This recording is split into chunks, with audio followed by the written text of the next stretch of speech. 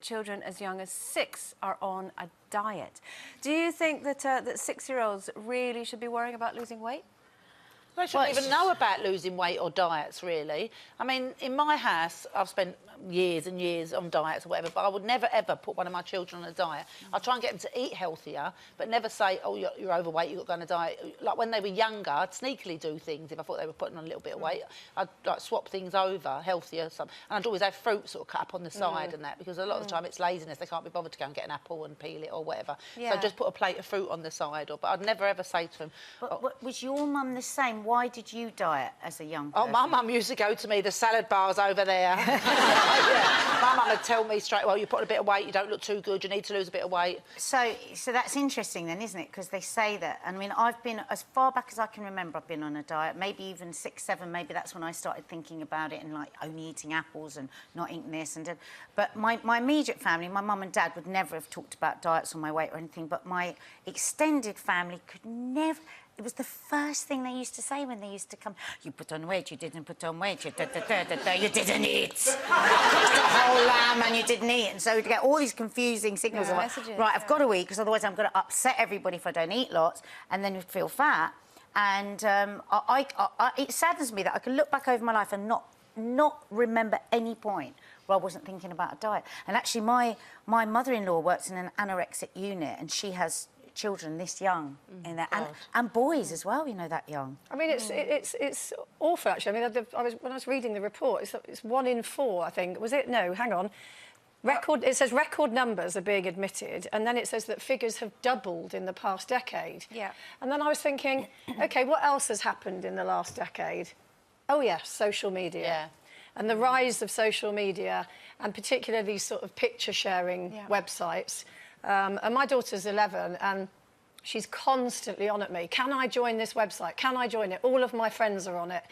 And no, you can't. Because when I look, you know, on the face of it, there's nothing harmful about it. But they're all... And everything's about what you look like and how many likes you've been given. And they're all photoshopped anyway. They photoshop all the pictures before they put them on there. But it's all about what you look like, and etc. And I think that then kind of can spiral into you having a poor body image, because a lot of this is, you know, and I think a lot of with young children, it's not necessarily about anorexia, which actually is an illness, but it is about poor body image, and you have to get in very, very early and stop them from having an eating disorder. I think that you're brilliant to have said no. I really do, because I think, I mean, I regret, I feel so guilty. It was a guilty moment of today, being a mother, is because I just said yes. I said, can I go on Instagram? And I was like, I didn't really think about it.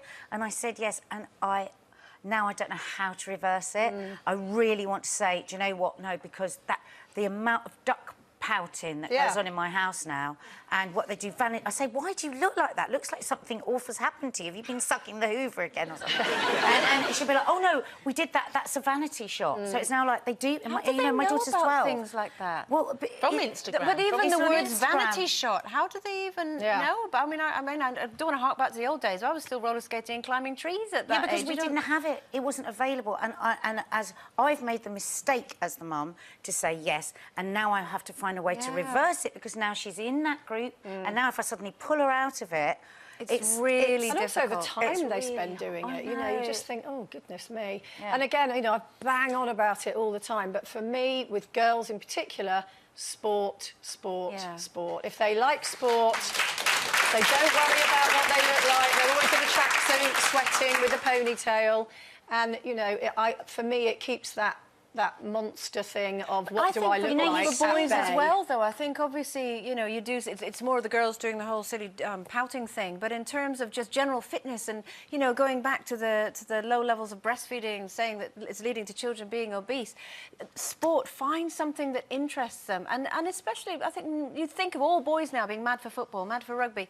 Not so much now. A lot of them are sitting down playing video games. And you've got to be careful with what mine you just say to get them to move around them. Because if you know, I've got a few friends who go, oh, my daughter's really kind of, you know, getting a bit funny about what she eats. And then you have lunch with this mother and she's going, well, I don't want that. And can I have that on the side? And, oh, my God, you know, I'm getting terrible.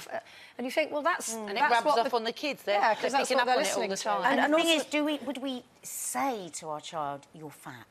it's like it's so never. scary. And I've got friends Never. that have got children that are really over it and literally are stuck with what to say. You know, like the other day, my daughter had a sandwich, she'd had rice, she'd had bakeries, and then she wanted popcorn. And I was like, and I wanted to say, if you now have pop on top of all those, you're going to get fat. But I was literally frozen to the spot. What do I say? What's the word? What should I say? What should I say? And I went back to the healthy word. Yeah. But now that is getting loaded. I can feel that. I say healthy. It's like, in a minute, she's going to be saying, so do you think I'm fat? And my mother-in-law says the amount of girls that will come in to the unit, into the anorexic unit, and they might have just had somebody say, oh, you've got fat thighs, the sporty girl, oh, you've got fat thighs, and it sets off this chain of events. And then you've got the other end of the minefield. scale, increasing childhood obesity, which, you know, everybody's talking about as well. And they're saying that I think 1 in 4 parents who've got obese children, when you ask them, say They don't. no, No, they don't see it. Yeah, blind.